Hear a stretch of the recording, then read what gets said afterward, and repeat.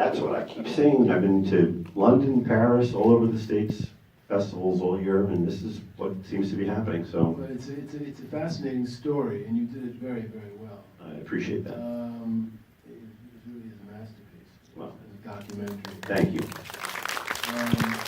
And very challenging subject. It's not an easy thing to deal with.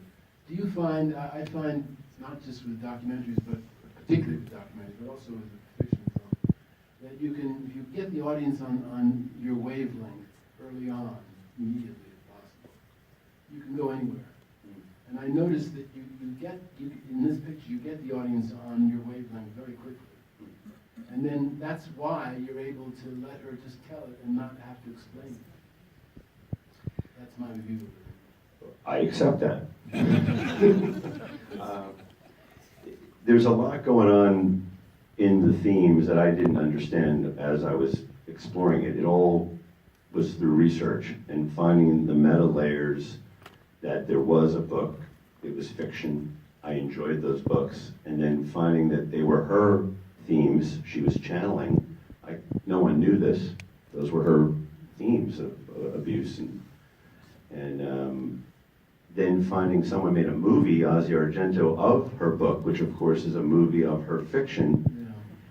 I thought that was fascinating, and how can we tell that story by making Super 8 movies out of a movie of her fiction? So there was, the levels of it were challenging, but that's like my sandbox. It's so much fun to try these crazy ideas and see if they work. It's very interesting. It's boxes within boxes. Yeah.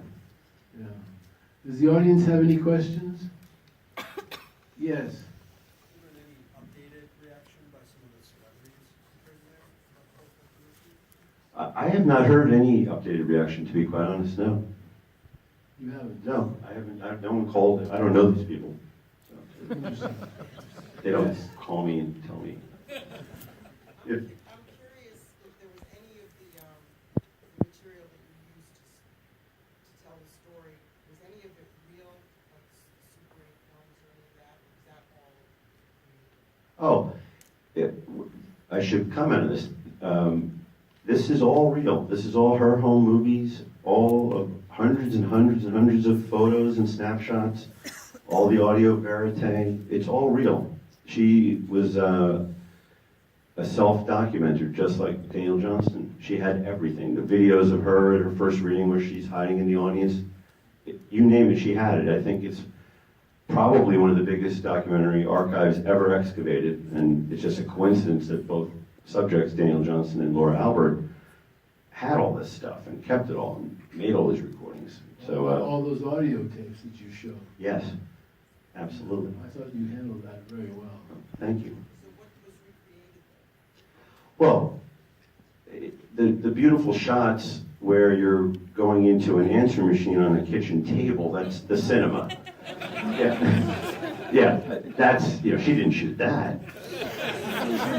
The stuff that looks like home video that's not so good looking, that's kind of amateurish, we'll give her, other people credit for that. But the beautiful stuff, the directed stuff. I noticed that was particularly good. Thank you. Our cinematographer is right here, Richard Hankels, who did a great job. Great, absolutely great. I thought the decision to show the audio tape playing and those kind, and then doing the subtitles, all that, those decisions were very good. Thank you. It's a leitmotif. It's also in The Devil and Daniel Johnston, that exact I haven't concept. seen that. I have to see that. Yes. Just a quick comment. It seems like this is its own new genre, like it's a Ray meta fiction. It's its own, right? And also I want to say, since you brought up Errol, I think Errol should get credit for sort of making the expressionistic segues, illustrations in documentaries that people take for granted now. It's really Errol who started that. We totally agree. When I saw The Thin Blue Line, which had a brilliant editor named Paul Barnes, it blew my brains out. So Errol should get credit for breaking the fourth wall, which I do here, like his film Tabloid. His producer is Mark Lipson, who's a friend of mine. We actually discussed how I was going to do this similarly to what he had did, except we had a new 4K device, and he absolutely, the close-ups of the popcorn and the recreations in The Thin Blue Line, that was groundbreaking, and it had a huge effect on me when I was young. And one more thing, he's also, in a way, he plundered an idea that Werner didn't realize was an incredible idea, which is Fata Morgana. That became the beginning of Errol's language as a documentarian, and then he went into this expression. And I said that, and I asked him if it was okay, because I knew the whole, they both lived in my house at the same time, no one Oh. happened. But I put that together, it wasn't, and I asked him, is it okay if I say this in an article? He said, yeah. When Tabloid came out, which was sort of a pre-Ray meta film. Yes. And Well, we're in total after- agreement. I'm a fan. And after I wrote that, she stalked me for writing that about her stalking him. Oh, well, that's the story behind the story, yes. She was not a happy subject, I understand. So I'm happy that's not happened to me. Any other, yes. Yes, yes. Hi, Jeff, it's Lisa. Oh, hey, it's so Lisa. amazing. I have a million questions, but I wanted to ask about Dr. Owens. Yes. I wanted to know about their relationship because it seemed to only be over the phone. Yeah. And I was so pleasantly surprised that he seemed accepting when he learned the truth, which was a real surprise to me. So I'd just love to hear a little bit more about that relationship. Sure. Yeah. I'll do that fast. So Dr. Owens received the first phone call from Terminator and talked to Terminator for 1 hour a day for 3 years before he suggested Terminator start to write as a form of therapy. And thus, Laura Albert had an audience and wrote Balloons, which metaphorically and literally launched the balloon career of J.T. LeRoy, which got handed around. People loved the writing. It's a brilliantly written story. And it got published. And that's what happened. And then that was the therapist throughout the entire saga of J.T. LeRoy. He was incredibly empathetic.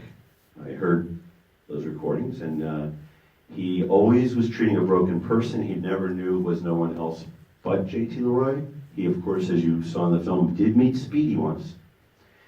So that doesn't count. And the metaphor or the parallel was the movie Tommy, where I feel like he's helping her break through the mirror and have that breakthrough, that scene at the end I think you're referencing. So it was interesting. Tommy also had trauma at a young age. And that's what I was thinking about when I was making this film. Not that I imposed Tommy on it, that was her natural arc. So. Yes. Apropos of what you're saying around Tommy, was it me or someone else? Well, it's you now. Great. You in a second. You know, the origin story is one of child abuse, and I just can't help thinking about Thor when Sure. I watch this and my previous documents around her. I wonder how he's doing. Like, Well, it Thor seems like is- he's the cipher. Thor is 18. Yeah. Thor is in college. Thor's doing fantastic. And Thor loved the film, and he's been telling his friends, that's my mom. And Seriously. Was his relationship more with her or with the dad? No, they both love this kid so much. They're great parents, and they raised him. They were very careful raising him, but this was his life. That's what he lived through. With all these Absolutely. personalities all the time. And he's on the road, and he was touring like another artist who had a band or something like that. Well, they did have a band, of course. Now, So before you knew about this cache of all of her Archive. Right? Before you knew about, was there a different approach to the film?